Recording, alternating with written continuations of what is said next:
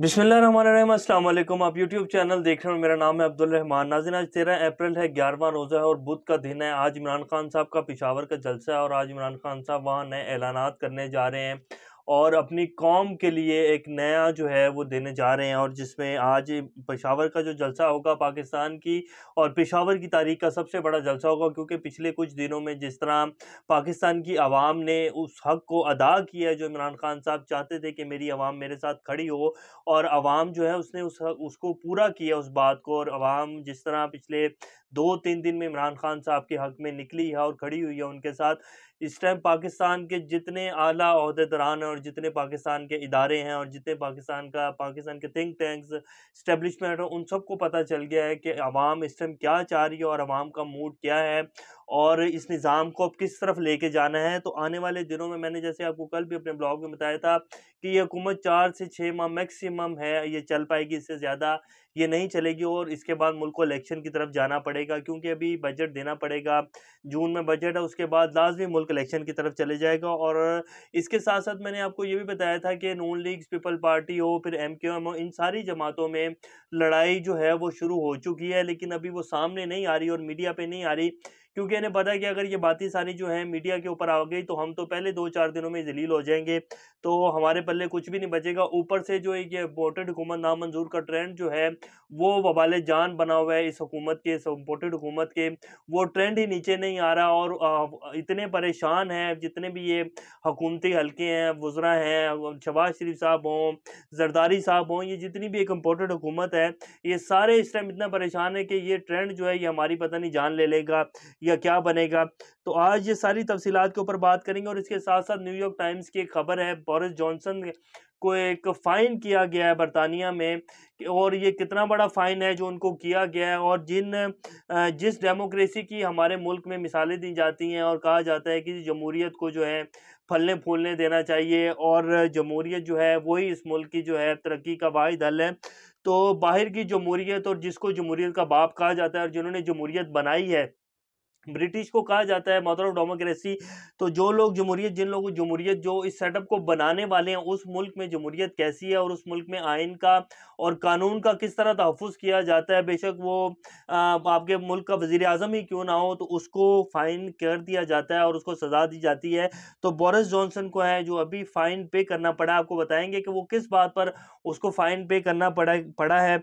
और इसके साथ-साथ आपको ये भी पता चल जाएगा कि पाकिस्तान में जो आपके वज़ीर आज़म हैं शहबाज शरीफ साहब, जिनके ऊपर 16 अरब रुपए का एक मनी लॉन्ड्रिंग का केस और इसके साथ-साथ 8 अरब रुपए की मनी लॉन्ड्रिंग के केसेस जो हैं वो अलग हैं। और इसी तरह हमज़ा शहबाज, जो कि वज़ीर आला पंजाब बनने के नामज़द उम्मीदवार हैं और बनने जा भी रहे हैं, उनके ऊपर भी इसी तरह मनी लॉन्ड्रिंग के केसेस है और उनकी भी फ़र्द जुर्म आयद हो जानी थी। लेकिन खैर अब सारा निज़ाम चेंज हो गया और शहबाज शरीफ साहब वज़ीर आज़म बन गया और उनको एक तवील जो है उसमें तोसीह दे दी गई, उनकी जो वो थी फ़र्द जुर्म आयद होनी थी और उनकी जो समाअत थी केस की, तो उसमें तो एक लंबी जो है वो डेट डाल दी गई है उनके कहने के ऊपर।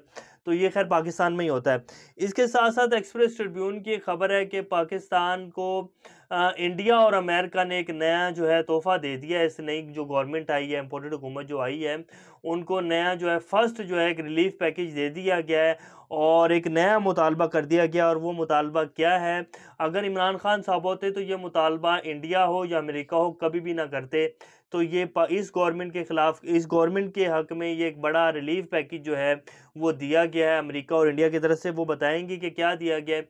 इससे पहले अगर आप लोगों ने चैनल को सब्सक्राइब नहीं किया तो रेड बटन को प्रेस कर लें और बेल आइकॉन को प्रेस कर लें, ताकि लेटेस्ट अपडेट्स आप लोगों को मिलती रहें और ये जो हमारा ताल्लुक़ है ऐसे ही जुड़ा रहे। सबसे पहले हम आपको बता देते हैं कि न्यूयॉर्क टाइम्स की जो खबर है, बोरिस जॉनसन को कितना बड़ा फ़ाइन किया गया और किस बात पर किया गया, ये भी बता देते हैं। Boris Johnson will be fined for breaking UK lockdown rules to Downing Street, making him to the first British prime minister to be found breaking the law in living memory.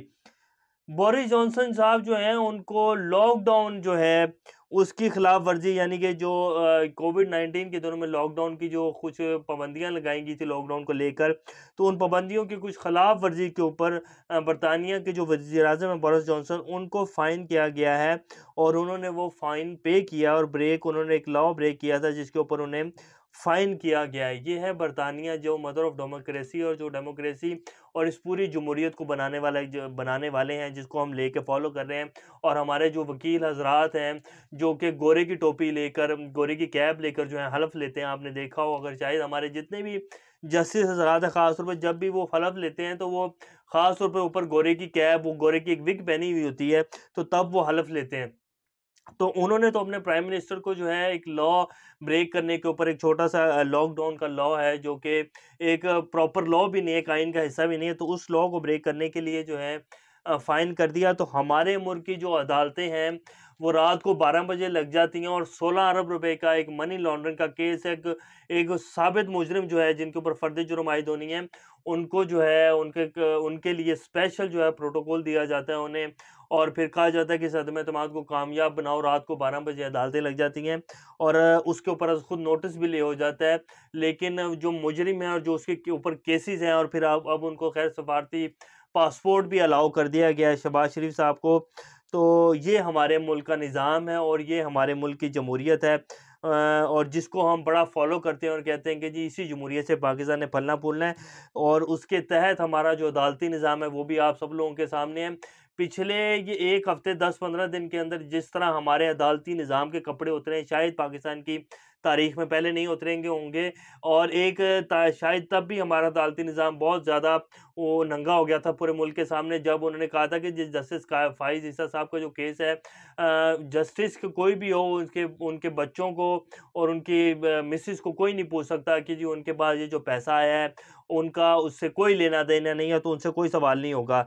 तो ये हमारा अदालती निज़ाम जो है, इसके बिल्कुल कपड़े उतर चुके हैं पूरे पाकिस्तान के सामने। और ये जो इस टाइम अवाम में गुस्सा आपको लोगों को नज़र आ रहा है, अवाम इतना जो उसमें आई हुई है कि ये सब कुछ चोर हैं, ये इम्पोर्टेड हुकूमत नामंजूर है, हमारी अदालतें भी बिल्कुल कोई इंसाफ नहीं दे रही मुल्क में। तो ये सिर्फ इसी वजह से है कि पूरे एक सिस्टम जो एक पिछले 70 साल से मुल्क में चल रहा है, उसके कपड़े उतर चुके हैं। और अब ये सिस्टम जो है एक फरसूदा सिस्टम, इसके तहत मुल्क कभी भी नहीं चलेगा, और ना ही चल सकता है।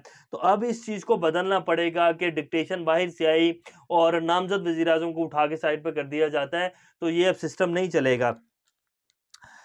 अब हम आपको बता देते हैं कि एक्सप्रेस ट्रिब्यून की जो खबर है, जो नया एक रिलीफ पैकेज दिया गया है हमारे इस इम्पोर्टेड हुकूमत को, हमारे वज़ीर-ए-आज़म शहबाज शरीफ साहब को, उनके आने के ऊपर, क्योंकि वो तो कह रहे थे कि जी एब्सोल्यूटली नॉट कह दिया अमेरिका को इमरान खान ने, ये कैसे हो सकता है, ये तो इम्पॉसिबल है, यूरोपीय यूनियन को नाराज़ कर रहा है इमरान खान, जलसे में नारे लगा रहे हैं उनके खिलाफ।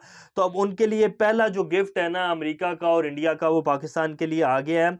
अब ये एक्सप्रेस ट्रिब्यून की खबर है, जिसमें कह रहे हैं कि US India call on Pakistan to take irreversible action against terrorism.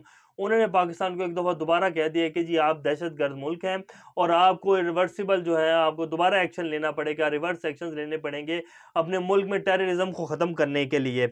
In a joint statement the two sides call for preparators of 26/11 and Pathankot attack to be brought to justice।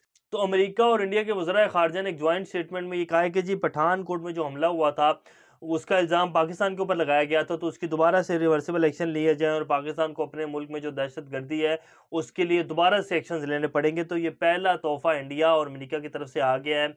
और बता खैर मोदी साहब ने तो शहबाज शरीफ साहब को मुबारकबाद भी दी थी पहले दिन ही, और इसी तरह अमेरिका का भी बयान आ गया था कि जी हम पाकिस्तान के साथ अपने जो रिलेशंस हैं उनको वैल्यू देना चाहते हैं। तो ये अमेरिका और इंडिया की तरफ से पहला जो धब्बा है वो लगा दिया गया, जी आप दहशतगर्द हैं, और डू मोर का मुतालबा जो है वो दोबारा से कर दिया गया, क्योंकि उनकी एक इम्पोर्टेंट हुकूमत है, और अब माफ़ियाँ इसी तरह ही मिलेंगी। क्योंकि उन्होंने कहा था कि आपको माफ़ियाँ तब मिल जाएंगी जब आप इमरान खान को उतार के साइड पे कर देंगे, और उसके बाद जो हमारे मुतालबे हैं तो उनको पूरा करना शुरू करेंगे, तो माफ़ी है, और जो कहेंगे सब ओके की रिपोर्ट मिलेगी आपको। तो ये पहला तोहफ़ा जो है वो पाकिस्तान को, इस हुकूमत को जो है वो मिल गया अमेरिका और इंडिया की तरफ से। आगे आगे देखें अब होता है क्या। इसके साथ साथ आपको एक और भी खबर देते हैं कि वफाकी ब्यूरोक्रेसी में अहम तकर्रियों और तबादलों के लिए जो नाम है उनको शॉर्ट लिस्ट कर लिया गया है। 25 ब्यूरोक्रेट्स का नाम जो है उनको शॉर्ट लिस्ट कर लिया गया है। 22वें ग्रेड के जो ऑफिसर हैं उनमें बाबर हयात तारड़, यूसुफ नसीम खोकर और शौकत अली होंगे। ग्रेड 21 के जो है नबील अवान, महिउद्दीन वानी, अमदादुल्ला बौसाल, हामिद याकूब, राशिद लंगड़ियाल, अली मुर्तज़ा, अब्दुल्ला, सुंबल, नदीम महबूब, जावेद काजी, सैफ अंजुम, मोमिन आगा और इफ्तिखार साहू शामिल हैं। ये सारे वो ब्यूरोक्रेट्स हैं जो कि नून लीग के साथ पहले काम कर चुके हैं, और अब इनको दोबारा जो है वो लाया जा रहा है, और इनकी तकरीरियाँ जो हैं वो की जा रही हैं। तो ये अभी की कुछ लेटेस्ट अपडेट्स हैं। और लड़ाई जो है वो पीपल्स पार्टी, नून लीग, MQM और जितनी भी ये जमातें हैं, जो सारा एक प्रधानमंत्री का कुंभा है, इनमें लड़ाई शुरू हो गई है। एक वोट वाला भी जो पार्टी का बंदा है वो कह रहा है कि जी मेरे एक वोट के साथ आप वज़ीर-ए-आज़म बने शहबाज शरीफ, तो मुझे भी वजारत मिलनी चाहिए। तो ये थोड़े दिन ही हैं, ये सारा जो है ना ये सब कुछ सामने आ जाएगा मीडिया के सामने। अभी तक के लिए इतना, इंशाल्लाह नेक्स्ट अपडेट के साथ दोबारा आप लोगों के सामने हाजिर होंगे। तब तक अपना और इस चैनल का ख्याल रखिएगा। अल्लाह हाफ़िज़।